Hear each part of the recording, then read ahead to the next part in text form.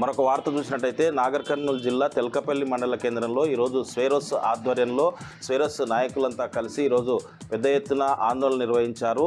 Vocational కోర్సును ఎత్తివేయడంపై వాళ్ళు తీవ్ర స్థాయిలో విమర్శించినటువంటి పరిస్థితి కనిపించింది. గతంలో కేసీఆర్ ప్రభుత్వం ఉన్నప్పుడు ఆర్ఎస్ ప్రవీణ్ కుమార్ ఆధ్వర్యంలో వొకేషనల్ కోర్సు చాలామందికి కూడా ఉపాధినిచ్చిందని చెప్పేసి, ఉద్యోగ ఉపాధిని ఇవ్వడంతో పాటు చాలామంది కూడా జీవితాలు సెట్ అయ్యే విధంగా ఉందని చెప్పేసి ఇప్పుడు ఆ వొకేషనల్ కోర్సు తెల్కపల్లి లింగాల్లో ఉన్నటువంటి వొకేషనల్ కోర్సుకు అడ్మిషన్ కూడా ఇవ్వకుండా ఎత్తేయడం దుర్మార్గమైనటువంటి చర్య అని చెప్పేసి కూడా వాళ్ళు ఆరోపిస్తూ పెద్ద ఎత్తున తెల్కపల్లి మండల కేంద్రంలోని ప్రధాన రహదారిపైన బైఠాయించి స్వేరోస్ నాయకులు నిరసన తెలియజేయడంతో పాటు ధర్నా నిర్వహించారు. రోడ్లన్నీ కూడా స్తంభించిపోవడంతో వాహనాలు భారీగా నిలిచిపోయాయి.